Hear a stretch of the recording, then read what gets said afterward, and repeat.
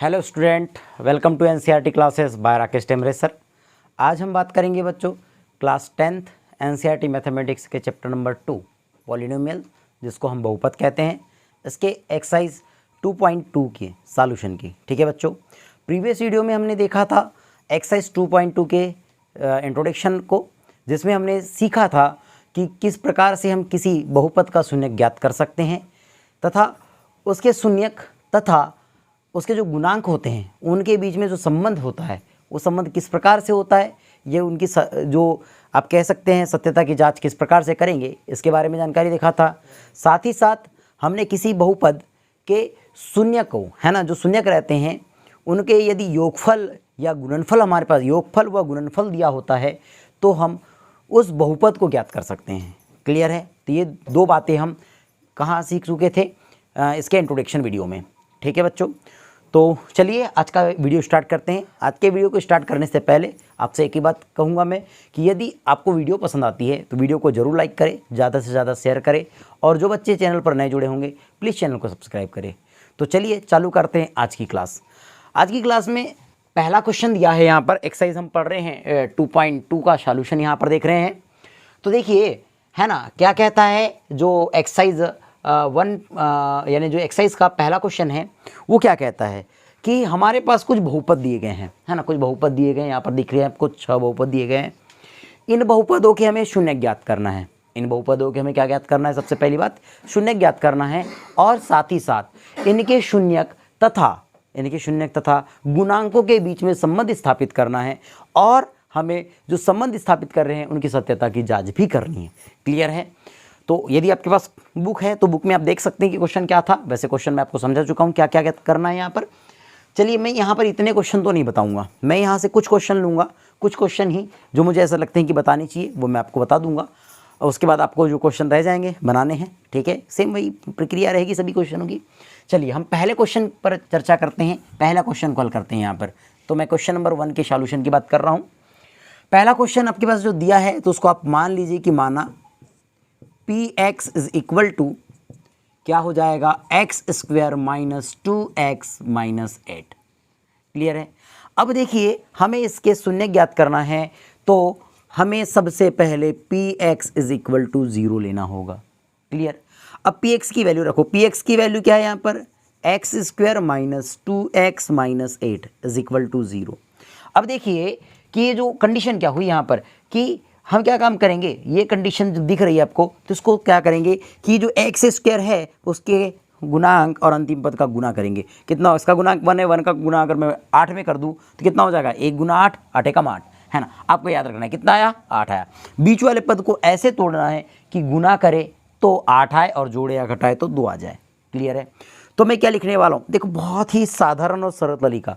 देखो दो तरीके हो सकते हैं, ऐसा भी हो सकता है कि देखो इसको लिख दिया मैंने एक्स स्क्वायर लिखा, इसको लिखूंगा मैं plus 2x and minus 4x, क्योंकि देखो 4 दूनी 8 हो गया और 4 में से 2 गया तो 8, और देखो बड़ी संख्या ऋण का चिन्ह आएगा, और ये माइनस 8 इज इक्वल टू 0। ऐसा भी लिख सकता हूँ, कोई प्रॉब्लम नहीं, मुझे कोई प्रॉब्लम नहीं। देखो ना क्या बोला मैंने, x square plus 2x minus 4x minus 8 is equal to 0। अब कई बच्चे ऐसा होते हैं कि हम जैसे 9th से निकल के आते हैं 10th में आ जाते हैं, या 9th में जब हम सीखते हैं तो हम ना क्या होता है कि यहाँ पर ये प्लस और माइनस लगाने में गलती कर देते हैं। तो मेरा तरीका देखिए कि मैं कैसे इसको सॉल्व करता हूँ। एक स्टेप बढ़ेगी यार, चलता है, एक स्टेप बढ़ाते थे, लेकिन सरल तरीका देखो, है ना, कभी गलत नहीं होना चाहिए, मिस्टेक नहीं होना चाहिए हमसे। तो देखो यहाँ कैसा करेंगे, मैं इसको ऐसा नहीं लिखता, बात समझो, मैं कैसा लिखने वाला हूँ। मैं इसको लिखने वाला हूँ, सबसे पहले चिन्ह का है, ऋण का लगा दो यार, डरना ही नहीं, ये कोष्टक, और ये एक्स है, एक्स लिख दीजिए। मुझे 2 को तोड़ना है तो मैं इसको लिख सकता हूँ 4 ऋण 2। देखो 4 में से 2 गया तो 4 में से 2 गया तो 2 है, 4 में से 2 गया तो 2, और 4 दूनी 8। क्लियर हो गया? चलो अब आगे देखते हैं। लिखूंगा एक्स स्क्वायर, देखो माइनस का अंदर मल्टीप्लाई करूंगा तो माइनस 4 प्लस और माइनस माइनस 4, और ये एक्स है तो एक्स भी लिखेंगे। अब देखो माइनस माइनस प्लस, और ये हो जाएगा 2x। ठीक है, माइनस 8 इज इक्वल टू 0। क्या मैंने गलत लिखा? मैंने अभी वही लिखा जो पहले लिखा था, बट थोड़ा सा सरल भाषा में समझ में आया, इजी है एकदम। ठीक, अब क्या काम करना, इन दोनों में से x कॉमन दिख रहा है तो कर लो, चलो x दिख रहा है कॉमन किए, ये हो गया x और ये माइनस 4। देखो ना, यहाँ से x गया तो x बचेगा और यहाँ से x गया तो 4 ही बचेगा, प्लस यहाँ से आप 2 कॉमन कर सकते हैं तो बचा क्या, x माइनस क्या बच गया यहाँ पर 4 इज इक्वल टू 0। देखो x माइनस फोर 2 बार है तो इसको लिखेंगे x माइनस 4 एक बार और इसको लिखेंगे x plus 2 is equal to 0। इतनी बात समझ में आ गई। तो यहाँ पर देखो ना, x माइनस 4 है, x प्लस 2 है इज इक्वल टू 0 है, तो x की 2 वैल्यू आएगी, x इज इक्वल टू, ये -4 है तो कितना हो जाएगा +4, ये +2 है तो क्या हो जाएगा -2। तो हमने इसके 2 शून्य के निकाल लिए। क्लियर है, आया मजा, है ना, ईजी है ना। तो क्या हो गया, x is equal to 4 minus x is equal to क्या हो गया, 4 भी आ गया और -2, 2 शून्य का है। अब 2 शून्य का है तो हम किसी एक को अल्फा मान लेंगे, किसी एक को बीटा मान लेंगे। क्लियर है। अब जब हम अल्फा और बीटा मान रहे हैं तो अब क्या काम करेंगे, हमको यहाँ करना है पहली कंडीशन। हम पहली कंडीशन बोलते हैं कि alpha plus beta is equal to -b/a। चलो, इसके बारे में मैंने इंट्रोडक्शन में बहुत ही अच्छे से समझाया था इन क्वेश्चनों को कैसे लेना है। अब देखिए ना, मैं सीधे सीधे और सरल तरीके से बताने की कोशिश करूँगा, ज़्यादा लेंदी नहीं बताएंगे। हमें हिंदी मीडियम भी लिए, उसमें मतलब कि शून्यकों का योग बराबर माइनस क्या होता है, x का गुणांक और x स्क्वायर का बटे x स्क्वायर का गुणांक। ये बात हमको नहीं करना है, सीधे सीधे अप्लाई करो। अब देखो, अल्फा प्लस बीटा, अल्फा किस, मैं 4 को ले लूँ, बीटा -2 को ले लेते हैं, तो कितना हो गया, ये हो गया 4 plus -2 is equal to, minus है तो माइनस लगाओ, b की वैल्यू क्या है, b की वैल्यू ये है अपने पास, चिन्ह सहित लो -2, मतलब -2 हुआ अपान। अब देखो a की वैल्यू क्या है, a की वैल्यू तो कुछ नहीं मतलब 1 है, मतलब 1। देखो अगर मैं 4 अगर लिखता हूँ, ध्यान से देखो, तो उसको लिखूंगा ना 4 धन ऋण ऋण, तो 4 में से 2 गया तो 2 इज इक्वल टू ऋण ऋण धन, और 2/1, 2/1 को क्या लिखेंगे, ओनली 2, 2 बराबर कितना आ गया, 2 आ गया। मतलब पहली बात तो समझ में आ गई कि alpha plus beta is equal to -b/a लिए तो ये सत्यता की जांच हो चुकी है कि मतलब बराबर आया, मतलब सत्य है। ठीक, दूसरी बात, दूसरी कंडीशन हम इसमें ये देखेंगे बेटा, इसको मैं a कह देता हूँ क्योंकि 1 2 ऐसे लिए थे ना हमने, तो इसको b कह देते हैं। अब यहाँ बोलेंगे alpha into beta is equal to c/a। अब अल्फा की वैल्यू फिर से 4 रखो, बीटा की वैल्यू -2 रख दीजिए इज इक्वल टू, c की वैल्यू क्या है, 8 है, हाँ नहीं -8 है, गलत हो गया था, देखो चिन्ह सहित -8 अपॉन, a की वैल्यू तो 1 ही है, 1 रखो। अब देखो मल्टीप्लाई करो, 4 दूनी 8, हाँ देखो ना, धन ऋण ऋण, तो -8 इज इक्वल टू क्या होगा, -8। देखो ये भी इक्वल हो चुका है, मतलब ये भी सत्यता की जांच हो चुकी है। ठीक है, यही आपका क्या होगा, आंसर होगा। क्या हार्ड लगा, क्या कठिन है, कठिन लगा आपको, कठिन लगा क्या, यहाँ पर बताओ, ईजी है, ईजी है, कुछ नहीं करना अपने को, एक बस वैल्यू रखते चलना है और आंसर लाना है। अब देखिए, पहला क्वेश्चन था, दूसरा क्वेश्चन सेम ऐसे ही, पहला क्वेश्चन हो गया, दूसरा क्वेश्चन सेम ऐसे ही, बस यहाँ पर x दिया है, यहाँ पर आपको क्या दिया है, s दिया है। अरे यार, x की जगह s दिया है, कोई प्रॉब्लम ही नहीं है, अपने को s निकालना है, यहाँ पर s की वैल्यू निकलेगी, हाँ वैल्यू पुटअप करना है और आंसर लाना है। क्लियर। अब देखिए, ये क्वेश्चन थोड़ा सा अलग सा दिया है, हमको लगता है कई बार बच्चों को ऐसा लगता है, अरे यार ये सर कैसी की क्या कंडीशन दे दी गई है, इसमें बच्चे गलत कर देते हैं। कुछ मत करो ना, रीअरेंज करो, पहले 6x² फिर -7x और फिर -3 लिख दो, कोई इशू नहीं है, वैसे ही क्वेश्चन है जैसे हम हल कर रहे हैं। चलिए ठीक, इसके बाद देखिए जो लास्ट वाला क्वेश्चन भी है, ये सेम वही प्रकार, उसी प्रकार का है। क्लियर है। अब हम देखते हैं बेटा यहाँ पर चौथा और पांचवा। क्लियर है। मैं चौथे और पांचवे की क्या निकाल के बता रहा हूँ आपको, गुणनखंड निकाल के बता देता हूँ। सॉरी, गुणनखंड नहीं, गुणनखंड तो निकालेंगे हम, क्या निकाल रहे हैं, शून्यक, शून्यक निकाल देंगे। मैं शून्यक निकाल के बता देता हूँ, बाकी आप सत्यता की जांच कर लेंगे। क्लियर है। तो देखिए किस प्रकार से हम इसको हल करेंगे। तो अगर मैं चौथे क्वेश्चन की बात करूँ तो चौथा क्वेश्चन क्या दिया है हमारे पास, मैं बोल दूँ इसको px is equal to 4u square plus 8u। अब देखिए px इज इक्वल टू क्या लेंगे हम, 0 लेंगे। ये हो जाएगा px is equal to 0, px की वैल्यू रखो, चलो तो हो जाएगा 4u square plus 8u is equal to 0। अब देखो दोनों में से क्या कॉमन हो सकता है, कुछ कॉमन हो सकता है, यस। क्या कॉमन हो सकता है, यहाँ पर हो सकता है बेटा 4u, कॉमन किया तो बचा कितना, ओनली u, प्लस यहाँ से जब 4u कॉमन किया तो यहाँ बचा 2 इज इक्वल टू 0। क्लियर। अब देखो यहाँ दो पद मिले, पहला पद ये, दूसरा पद ये। अब यहाँ से पहले पद में से u की वैल्यू निकालूँ तो u इज इक्वल टू, देखो तो 4u है ना, एक बात समझ में आ गई, 4u एक गुणनखंड, ये दूसरा गुणनखंड, तो 4u इज इक्वल टू 0। तो भैया 4 का ट्रांसफर करूँगा तो u इज इक्वल टू 0/4। अब 0/4 की वैल्यू कितनी होगी, यार जीरो ही तो होगी। अरे 4 का पहाड़ा पढ़ो ना शून्य तक, तो 4 शून्यम शून्य, मतलब आंसर शून्य आया। दूसरी बात, दूसरा क्या निकला, u+2 इज इक्वल टू 0 लूँगा, याला गुणनखंड लूँगा मैं। अब 2 का ट्रांसफर करेंगे तो u इज इक्वल टू -2, मतलब u की वैल्यू हमारे पास 0 भी हो चुकी है और -2 भी हो चुकी है। तो ये इसके शून्य निकल चुके हैं, शून्य निकाल दिए। बाकी आप आगे हल कर सकते हैं ये वाले फार्मूले से। क्लियर। देखते हैं नेक्स्ट क्वेश्चन, t² - 15 याद आ रहा होगा अगर आपने इंट्रोडक्शन वीडियो देखा है। तो एग्जाम्पल नंबर जो 3 था सेम था, x² क्या था, x² - 3 था ना, यहाँ क्या दिया है, t² - 15 दिया है। चलो कैसे हल करेंगे, तो देखिए फिफ्थ देख रहे हैं, फिफ्थ में px इज इक्वल टू ही ले लेंगे हम, क्या आएगा, t² माइनस कितना होगा, t² - 15। अब px इज इक्वल टू क्या लेते हैं, 0 लेते हैं। ये बात तो सभी को याद हो गई होगी। अब देखिए px की वैल्यू रखो, ये हो जाएगा t² - 15 इज इक्वल टू 0। 15 का ट्रांसफर कीजिए तो t² इज इक्वल टू +15। अब दोनों पक्षों का स्क्वायर रूट लूँगा मैं, तभी तो स्क्वायर हटेगा। तो हो जाएगा t² of square root is equal to square root 15। वर्ग से वर्गमूल कट गया, लेकिन जब वर्गमूल लेते हैं तो प्लस और माइनस रहता है, धनात्मक और ऋणात्मक होती संख्या है। तो t इज इक्वल टू कितना आया, एक तो प्लस एक माइनस, तो √15। तो एक बात आप समझ सकते हैं कि t इज इक्वल टू या तो प्लस √15 होगा या तो माइनस √15 होगा। ये आपके आंसर है, आंसर नहीं है एक्चुअली, क्या है ये है हमारे पास शून्य, बाकी आप आगे कर सकते हैं। क्लियर, ठीक है। इतनी बात समझ में आ गई होगी तो please pause the video, note it down. देखिए क्वेश्चन नंबर 2, क्वेश्चन नंबर 2 क्या कहता है, क्वेश्चन नंबर 2 कहता है कि ज्ञात कीजिए, हमें क्या ज्ञात करना है कि एक हमें द्विघात बहुपद ज्ञात करना है जिसके क्या दिए गए हैं हमारे पास, शून्यकों के योगफल और क्या दिया गया है, शून्यकों का गुणनफल दिया गया है। हमें क्या करना है, प्रत्येक प्रश्न में, जो प्रश्न क्रमांक 2 है, इसके प्रत्येक प्रश्न में हमें शून्यकों का योगफल दिया है पहले, और फिर शून्यकों का क्या दिया गया है यहाँ पर, शून्यकों का, जल्दी से बोलो, गुणनफल दिया गया है। इतनी बात समझ में आई, आपको समझ में आ गई कि नहीं इतनी बातें, एक तो शून्यकों का योगफल दिया है और एक शून्यकों का गुणनफल दिया है। क्लियर है। तो हमें क्या करना है, एक द्विघात बहुपद ज्ञात करना है। कैसे ज्ञात करेंगे, तो देखिए इसका पहला अगर क्वेश्चन लूँ मैं, कोई भी यहाँ से कुछ क्वेश्चन लेता हूँ। हाँ, जैसे मैं इसको नहीं लेने वाला हूँ, ठीक है, इसको आप बनाना है घर में, इसको भी आपको बनाना है। बाकी मैं लगभग कुछ क्वेश्चंस यहाँ से बनाने वाला हूँ, जैसे पहला, दूसरा, तीसरा, चौथा, ये थोड़े से आपको हार्ड लगेंगे। क्लियर है। तो देखिए इसको कैसे बनाएंगे।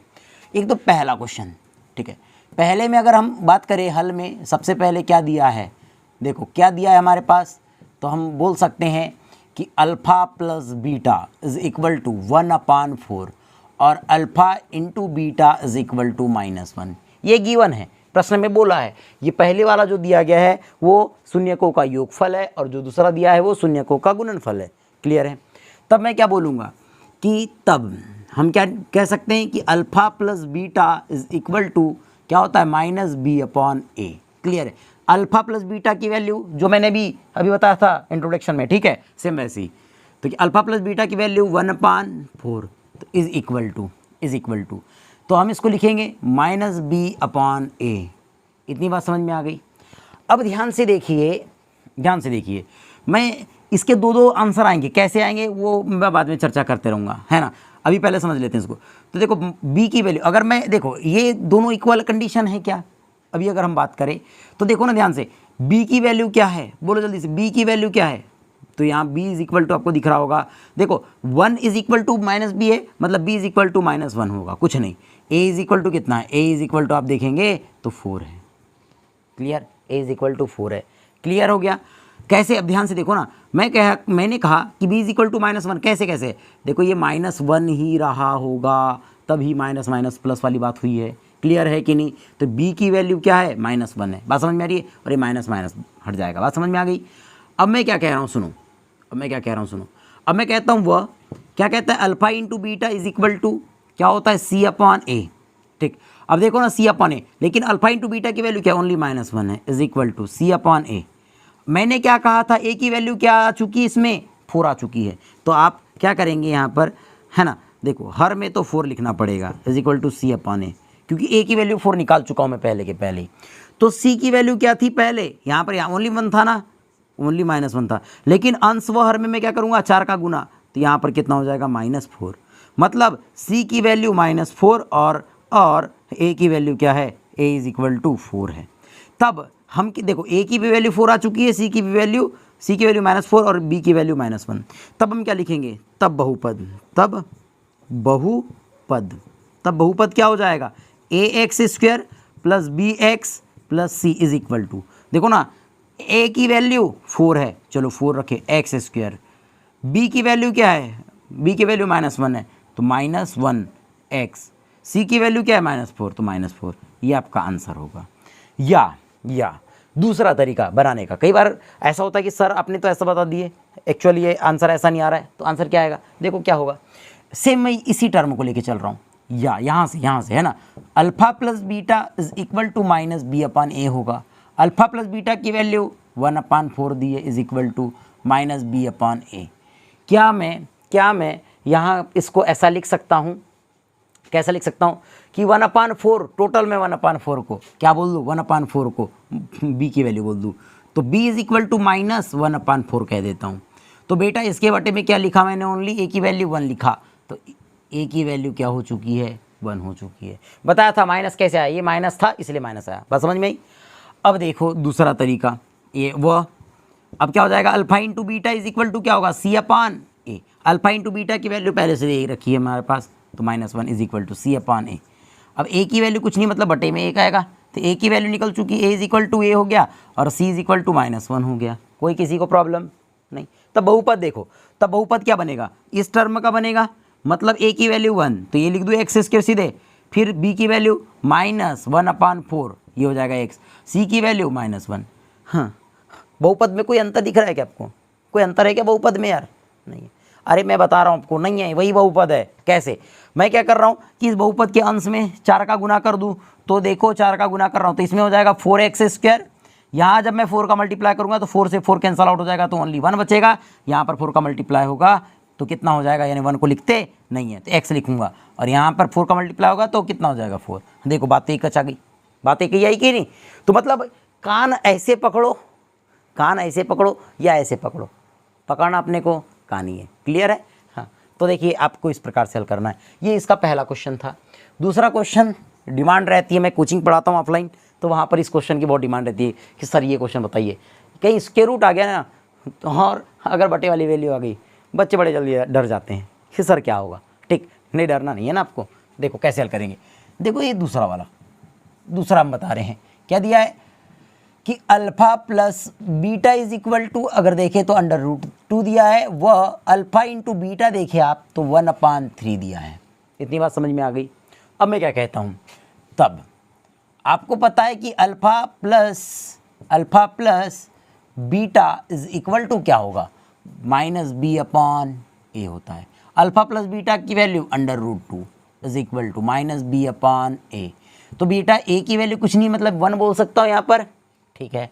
तो a इज इक्वल टू क्या निकल गया 1, और b इज इक्वल टू -2 √2 बोलो। क्यों माइनस बोला, क्योंकि b के सामने ऋण है ना। ठीक, अब क्या होगा ध्यान से देखो, ये टर्म हो गई वो। अब मैं बोलूँगा alpha into beta is equal to c/a। Alpha into beta की वैल्यू दी है 1/3 इज इक्वल टू c/a। अब ये मत बोल देना कि सर c की वैल्यू 1 हो गई और a की वैल्यू 3 हो गई। अरे a की वैल्यू तो आप पहले ही 1 निकाल चुके हैं, तो यहाँ a की वैल्यू 1 बताओ, मतलब c की वैल्यू कितना हो जाएगा 1/3। तो c is equal to 1/3 and a की वैल्यू क्या हो गई 1। तब बहुपद क्या होगा, तो इसको यहाँ से हम ऐसा लिखते हैं, तब बहुपद क्या होगा, ax है ना, ax² plus bx plus c इस टर्म का होता है। तो देखो a की वैल्यू क्या है 1 है, तो ओनली x² लिखो। b की वैल्यू क्या है, b की वैल्यू देखो -√2 तो -√2 x की जगह x लिखेंगे। c की वैल्यू क्या है 1/3 प्लस 1/3। तो क्या एक बार क्वेश्चन, या तो आंसर ऐसे टर्म में आएगा या इस 3 को नीचे से काटना है, तो इस बहुपद में 3 का गुना करो तो ये हो जाएगा 3x² माइनस, यहाँ 3 का मल्टीप्लाई होगा तो -3√2x, और ये +3 का जब आंसर में मल्टीप्लाई होगा तो 3 से 3 कैंसल आउट तो 1। ये आंसर, या तो ये आंसर है या ये आंसर है। समझ में आया। तो इसी प्रकार से सेम पूरे को हल करना है। अब कोई दिक्कत किसी को, कोई प्रॉब्लम, ये तो बहुत ईजी है, ये बहुत ईजी है। अब कोई किसी को प्रॉब्लम हो रही है कि सर नहीं होगा हमसे, 2 क्वेश्चन समझ में आ गए होंगे आपको, तो पूरे क्वेश्चन बनेंगे। समझ में आ गया आदित्य, क्लियर है। तो इतना क्वेश्चन समझ में आया होगा तो इसके बाद हम पढ़ेंगे इसके एक्सरसाइज 2.3 का इंट्रोडक्शन। नेक्स्ट वीडियो रहेगी आपकी 2.3 का इंट्रोडक्शन, तो आप जरूर इंट्रोडक्शन को देखिए क्योंकि इंट्रोडक्शन में आपकी एक्सरसाइज 75% सॉल्व हो जाती है। तो please pause the video, note it down.